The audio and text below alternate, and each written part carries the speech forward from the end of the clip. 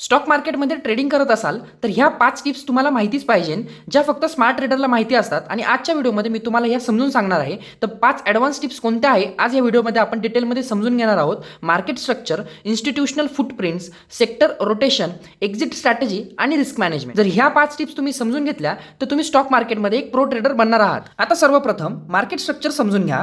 Market higher हाय आणि higher low बनवत आहे की लोअर लो बनवत आहे ते चेक करा. स्ट्रक्चर आयडेंटिफाय केल्यानंतर तुम्हाला ट्रेंड कळतो.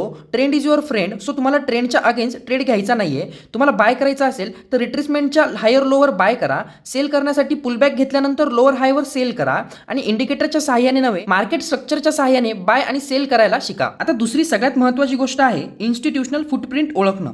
रिटेल ट्रेडर नेहमी न्यूज बेसिसवर ट्रेड करतात, पण इन्स्टिट्यूशन नेहमी लिक्विड झोनवर ट्रेड करतात. तर मित्रांनो, लार्ज व्हॉल्यूम कुठे बिल्ड होत आहे हे समजण्यासाठी तुम्हाला व्हॉल्यूम प्रोफाईल आणि ऑर्डर ब्लॉक समजून घेणं गरजेचं आहे. उदाहरणार्थ, जर तुम्हाला दिसला की एखादा स्टॉक एका रेंजमध्ये व्हॉल्यूम क्रिएट करून ॲक्युमुलेट होत आहे तर ती जागा स्मार्ट मनी एंट्री झोन असते. तर रिटेल ट्रेडर काय करतात, तिथे पॅनिक होतात आणि विकतात, पण इन्स्टिट्यूशन तिथे खरेदी करते आणि प्रॉफिट बनवतो. त्यामुळे तुम्हाला एका स्मार्ट ट्रेडर सारखा विचार करायचा आहे आणि मगच एखादा स्टॉक बाय किंवा सेल करायचा आहे. आता तिसरी सगळ्यात महत्त्वाची कोणती गोष्ट लक्षात ठेवायची तुम्हाला, सेक्टर रोटेशन ओळखा. म्हणजे स्टॉक मार्केटमध्ये सेक्टर बदलत असतात.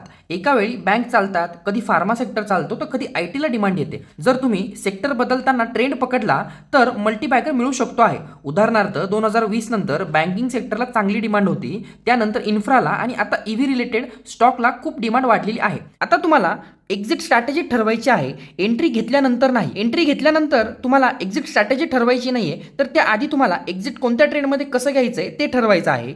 एंट्री परफेक्ट असली तर एक्झिट चुकीची असेल तर प्रॉफिट इव्हॅपोरेट होऊ शकतो. जास्तीत जास्त ट्रेडर्स 80% प्रॉफिट बुक करत नाही कारण एक्झिट प्लॅन नसतो. एक्झिटसाठी 3 फॉर्म्युले तुम्हाला मी सांगतो. टार्गेट लेवल फिबोनाची किंवा स्विंग हाय जवळ ठेवा. ट्रेडिंग स्टॉप लॉसचा यूज करा आणि तुम्हाला पार्शल बुकिंग करणंही गरजेचं आहे. हे रूल तुम्हाला इमोशनली डिसिजन पासून वाचवतील आणि तुम्हाला एक स्मार्ट ट्रेडर बनवतील. तर आजच्या व्हिडिओमधला हा पॉईंट सगळ्यात महत्त्वाचा आहे, तो म्हणजे रिस्क मॅनेजमेंट. तुम्हाला पर ट्रेड 1% रिस्क घ्यायचा आहे फक्त.